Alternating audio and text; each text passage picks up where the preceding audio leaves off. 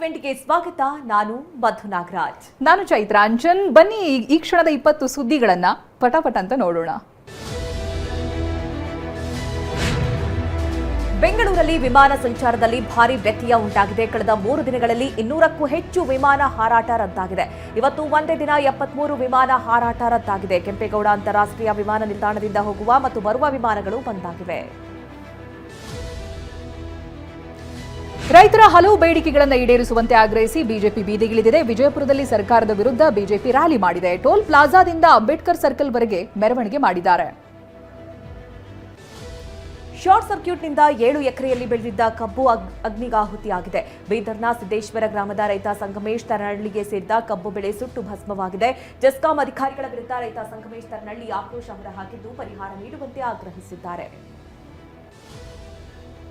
ಬೆಂಗಳೂರಿನಲ್ಲಿ ಅಕ್ರಮವಾಗಿ ರಕ್ತ ಚಂದನ ಮಾರ್ತಾ ಇದ್ದ 2 ಆರೋಪಿಗಳನ್ನು ಅರೆಸ್ಟ್ ಮಾಡಲಾಗಿದೆ. ಬಂಧಿತರಿಂದ 60 ಲಕ್ಷ ಮೌಲ್ಯದ 1150 ಕೆಜಿ ರಕ್ತ ಚಂದನವನ್ನ ಹುಳಿಮಾವು ಪೊಲೀಸರು ವಶಕ್ಕೆ ಪಡೆದಿದ್ದಾರೆ.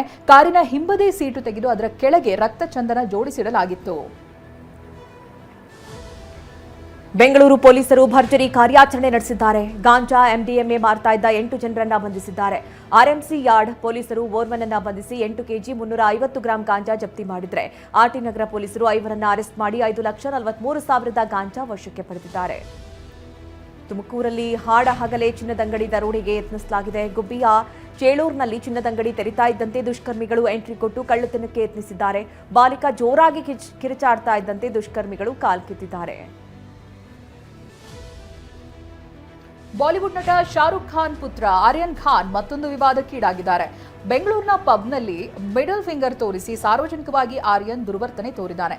ನವೆಂಬರ್ 28ರಲ್ಲಿ ಆ ತಾರೀಕಿನಂದು ಘಟನೆ ನಡೆದಿದ್ದು, ಇದೀಗ ಅದೇ ಘಟನೆ ತೀವ್ರ ಚರ್ಚೆಗೆ ಗ್ರಾಸವಾಗಿದೆ. ಬೆಂಗಳೂರಲ್ಲಿ ಮತ್ತೊಬ್ಬ ಪೊಲೀಸ್ ಸಿಬ್ಬಂದಿ ವಿರುದ್ಧ ಕಳ್ಳತನ ಆರೋಪ ಕೇಳಿಬರ್ತಾ ಇದೆ. ಸೈಬರ್ ಕೇಸ್ನಲ್ಲಿ ಅರೆಸ್ಟ್ ಆಗಿದ್ದ ವ್ಯಕ್ತಿಯ ಕಾರನ್ನ ಕಮಿಷನರ್ ಕಚೇರಿಯೊಳಗೆ ನಿಲ್ಲಿಸಲಾಗಿತ್ತು. ಈ ವೇಳೆ ಕಾರ್ನಲ್ಲಿದ್ದ 11 ಲಕ್ಷ ಹಣವನ್ನು ಹೆಡ್ ಕಾನ್ಸ್ಟೇಬಲ್ ಜಬಿಯುಲ್ಲಾ ಅಪಹರಿಸಿದ್ದ. ಜಾಮೀನು ಪಡೆದು ಹೊರಬಂದ ಆರೋಪಿ ದೂರು ನೀಡಿದಾಗ ಪ್ರಕರಣ ಬೆಳಕಿಗೆ ಬಂದಿದೆ.